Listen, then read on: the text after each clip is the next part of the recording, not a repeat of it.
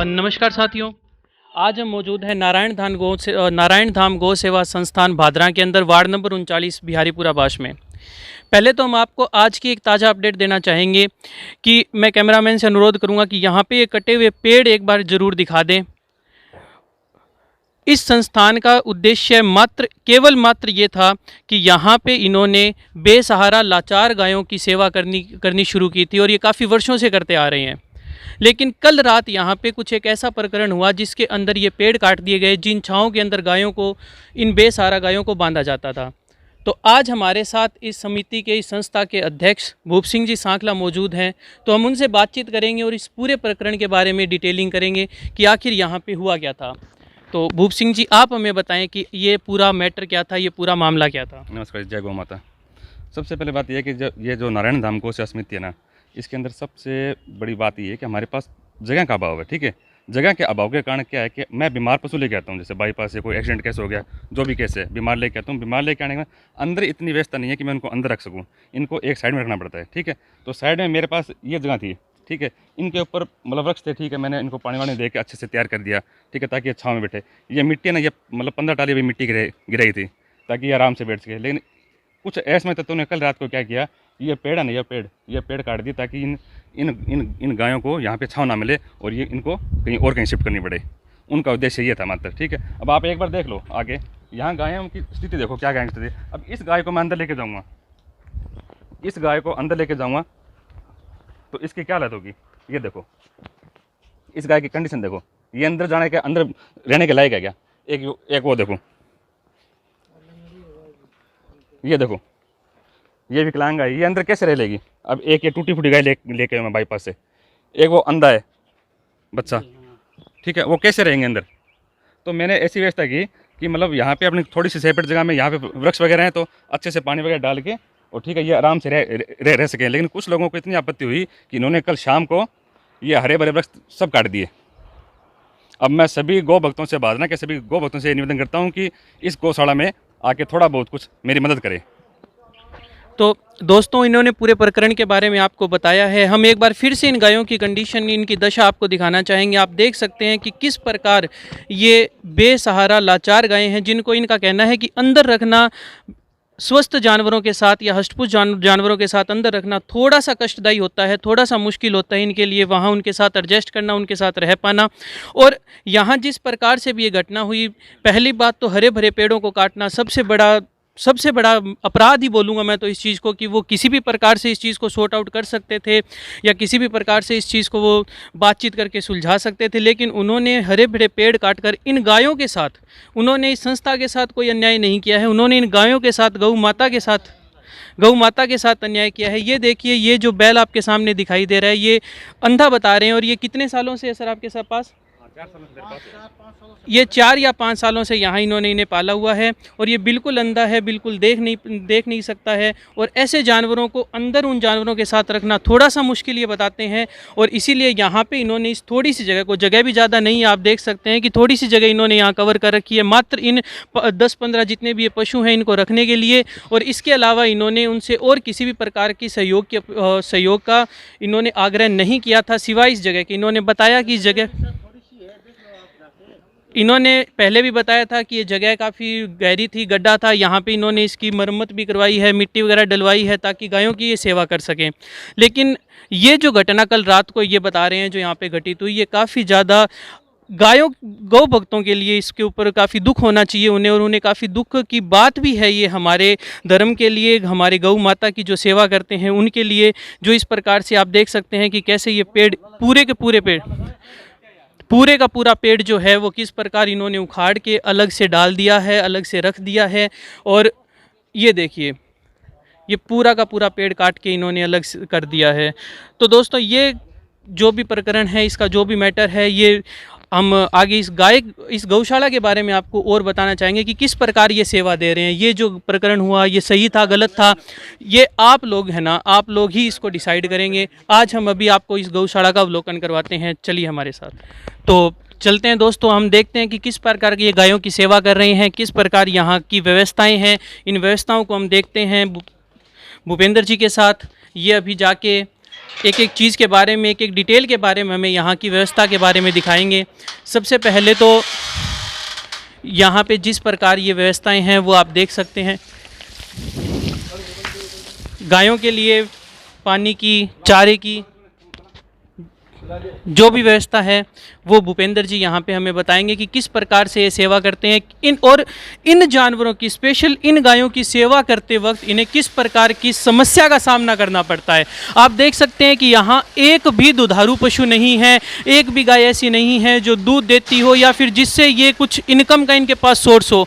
सारी जो ये गौशाला चल रही हैं ये हमारे जैसे लोगों के सहयोग से चल रही है। तो हम जानते हैं कि किस प्रकार इनकी सेवा करते हैं, क्या इनकी दिनचर्या है और किस प्रकार की प्रॉब्लम्स इन्हें फेस करनी पड़ती हैं इन गायों की सेवाओं के लिए। आर्थिक रूप से किस प्रकार की समस्याएं इन्हें फेस करनी पड़ती हैं वो हम जानेंगे अध्यक्ष जी से। और अब मैं उनसे पूछना चाहूँगा कि हाँ, सुबह से लेकर शाम तक की उनकी क्या दिनचर्या रहती है इन गायों के साथ में।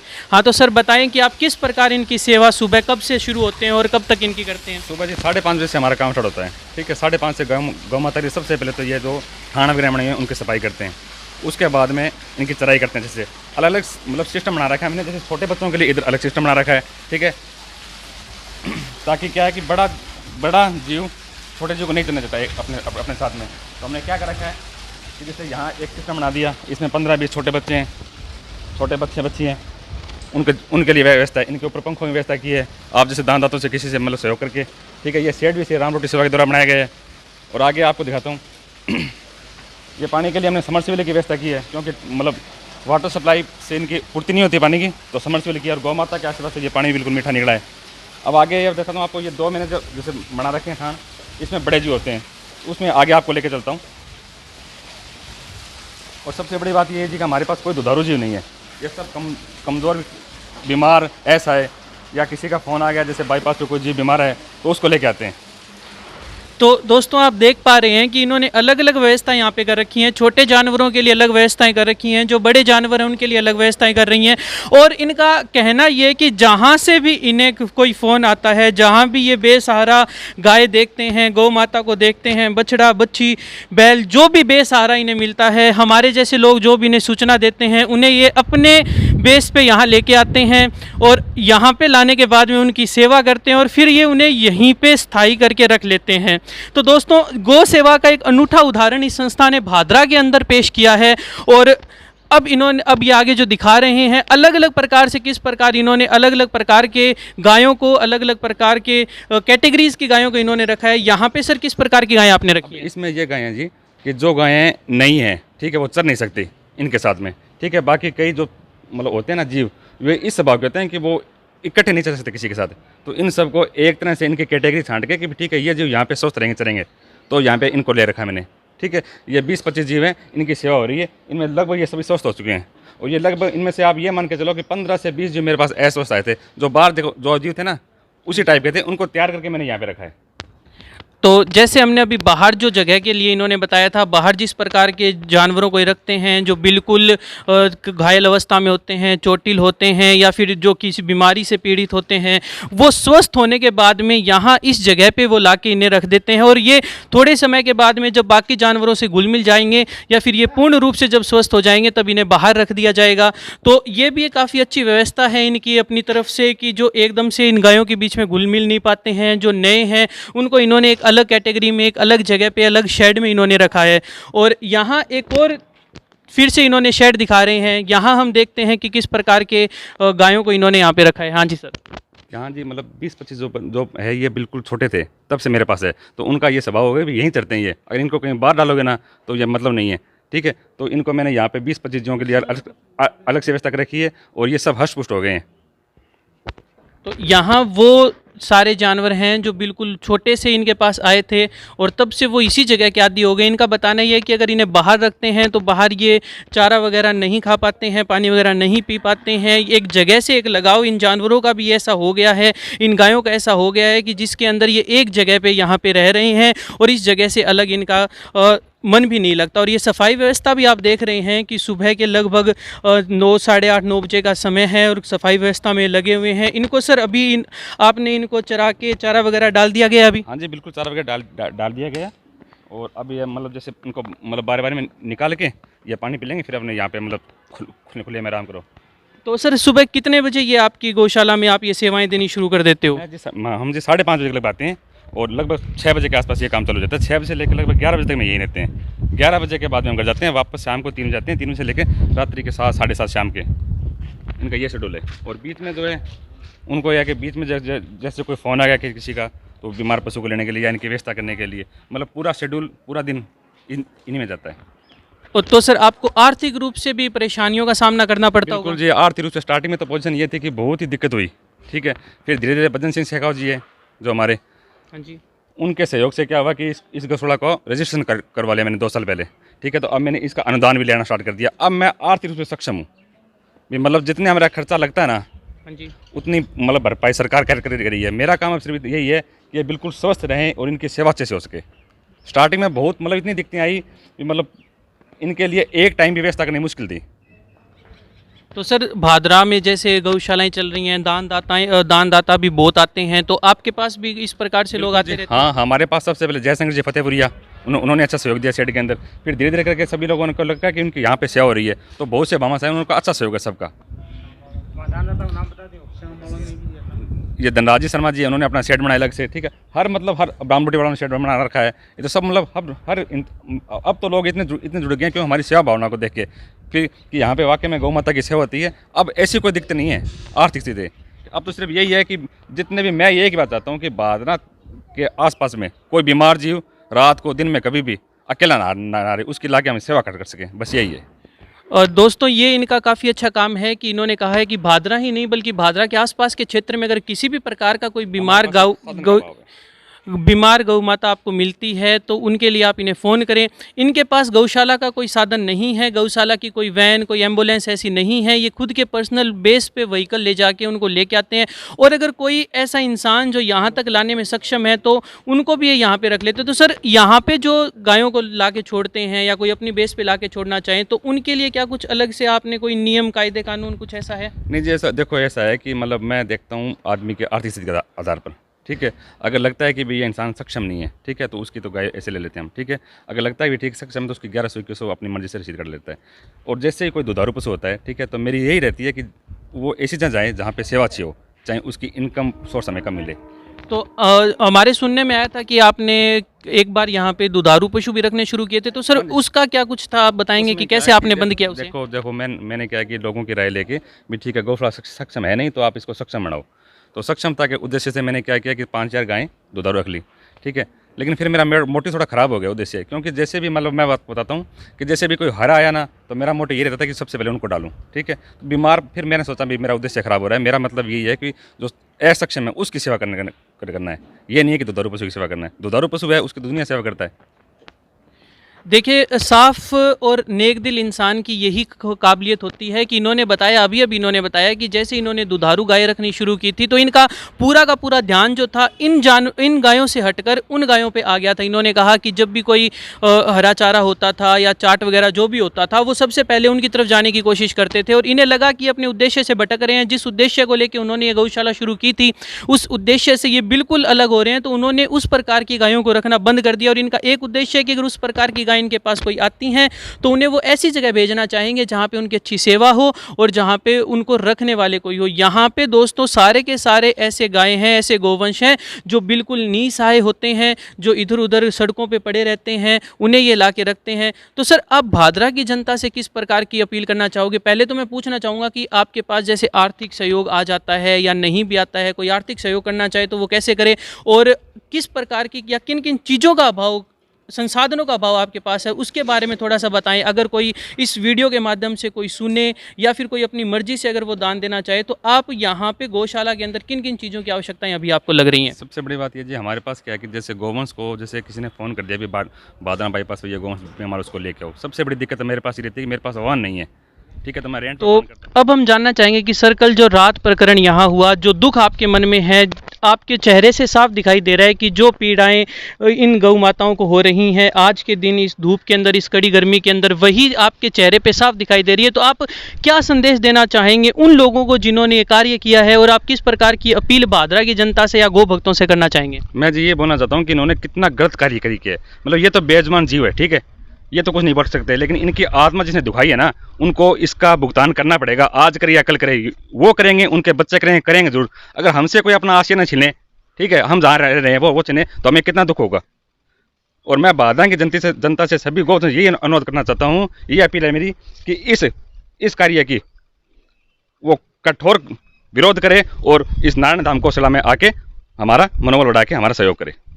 तो दोस्तों, इनकी एक ही अपील है कि जितने भी गौ भक्त हैं भादरा में, जो भी गौ सेवा का जिन्होंने जिम्मा उठा रखा है, या जो भी जितने भी धर्म के लोग हैं, जो गौ को अपनी माता कहने वाले जो लोग हैं, वो यहाँ पे एक बार जरूर आएँ और इस प्रकरण के ऊपर अपनी राय दें। देखो, यहाँ एक प्रकार से इन जानवरों के साथ काफ़ी ज़्यादा गलत हुआ है, चाहे जगह किसी की भी हो। ये इतनी जगह भी नहीं थी कि जिसको लेकर इतना ज़्यादा विवाद हुआ। और ये बता रहे हैं कि काफ़ी सालों से, काफ़ी वर्षों से ये यहाँ पे इसी प्रकार से काम कर रहे हैं, और इन्होंने पूरी गौशाला के बारे में दिखा भी दिया था हमें कि किस प्रकार से इन्हें दिक्कतें होती हैं इन जानवरों को उन नॉर्मल गायों के साथ रखने में, इन गायों को उन नॉर्मल गायों के साथ रखने में। और यहाँ जो है कल जो रात हुआ, काफ़ी ज़्यादा आहत ये अध्यक्ष हमें नज़र आए समिति के, और आज अब हमारे साथ मौजूद हैं सर सतीश जी झोरड़। हम उनसे भी बातचीत करना चाहेंगे इस मुद्दे के ऊपर कि उनकी क्या राय है। तो सतीश जी अभी गौ सेवा में लगे हुए हैं, और इनसे हम जानना चाहेंगे कि इस गौशाला के बारे में, या फिर यहाँ पे जो व्यवस्थाएं हैं, या जो कल रात जो प्रकरण हुआ उसके ऊपर सतीश जी का क्या कहना है। हाँ, तो सतीश जी आप बताएं कि ये सब कुछ जो हुआ उसके ऊपर आपकी क्या राय है? ये गलत हुआ है जी। यहाँ गाय लंगड़ी बीमार गाय ये बनती है, और ये पेड़ बिल्कुल ऊपर से काट दिए, आप देख रहे हो, एक जड़ से भी काट दिया है पेड़। हम दिन रात इनमें लगे रहते हैं, इनकी सेवा में, और इन्होंने गलत किया है। अंधी बीमारियाँ सब गाय बंधी रहती है अंदर, इनकी कोई जगह नहीं है। ये काम तो गलत किया है जी। पर्यावरण प्रेमी है, हम वृक्ष प्रेमी है। बारे में आप अपनी राय हमें दें, और किस प्रकार से आपको देखते हैं इन सब चीज़ों के बारे में, और क्या उन लोगों तक संदेश पहुंचाना चाहेंगे जिन्होंने ये सब किया? शुरू में जब से हमने गौशाला को देखा, इसमें बहुत परेशानियां थी। धीरे धीरे करके लोगों का रुझान हुआ, उसके बाद इसमें व्यवस्था हुई। और ये जो व्यवस्था उन्होंने ख़राब की है, जो पेड़ काटे हैं, उन पर कार्रवाई होनी चाहिए। इसके लिए हम ज़रूर आगे आएंगे और जनता से आह्वान करना चाहते हैं, गौ भक्तों से आह्वान करना चाहते हैं। और वैसे भी देखा जाए तो गौशाला कल्याण भूमि के अंदर ही होती है हमेशा। बहुत सी गौशालाएं ऐसी हैं जिनका कल्याण भूमि से अलग नहीं है कुछ, यहाँ कोई कब्जा नहीं कर रहा है। इन लोगों की गलतफहमियां हैं, इनको राजनीतिक दुष्प्रेरणा से लोग प्रभावित कर रहे हैं, और ये लोग ऐसा कर रहे हैं। अगर ये दोबारा ऐसा करेंगे तो हम मतलब इनसे लड़ने के लिए यहाँ तैयार हैं। अगर कोई आएगा पेड़ काटने के लिए, प्रशासन या जनता साथ नहीं देगी, तो हम खुद इनके साथ लड़ेंगे और इनका वो हाल करेंगे कि ये गौशाला में आइंदा आएंगे ही नहीं। तो काफ़ी ज़्यादा रोष देखा जा रहा है यहाँ पे गौ प्रेमियों के बीच में कि जो प्रकरण इन्होंने हुआ, ये कह रहे हैं कि ये एक कल्याण भूमि की ये जगह है जिसके अंदर इन्होंने कह रहे हैं कि किसी प्रकार का ये कब्जा नहीं है, सारी गौशाला इसी प्रकार की भूमि पे होती है, और ये एक संस्था है। इस संस्था ने जिस प्रकार की सेवा भावना से ये काम शुरू किया है, तो मेरा यही अनुरोध उन लोगों से भी है कि इनकी सेवा को देखते हुए इस प्रकार की परेशानियां इनके लिए ना खड़ी करें, जिससे इनको तो परेशानियां हैं, ये कहीं भी सब चीज़ों को मैनेज कर लेंगे, 1 या 2 दिन में ये समस्या का समाधान भी ये शायद कर लें, लेकिन इन गायों को जो 2 या 3 दिन तक या आगे आने वाले दिनों तक जो समस्याएं होंगी, वो समस्या वो खुद अपने दिल पे लेके देखें कि किस प्रकार इन बेजुबान जानवरों के साथ उन्होंने ये किया है। और इनकी एक अपील थी कि भादरा के जितने भी गौ भक्त हैं वो एक बार इस संस्था में पधारें और एक बार आके यहाँ पे जरूर इस कंडीशन को देखें कि किस प्रकार की हालत इन गायों की है और किस प्रकार ये कल का वाकयात यहाँ पे हुआ था।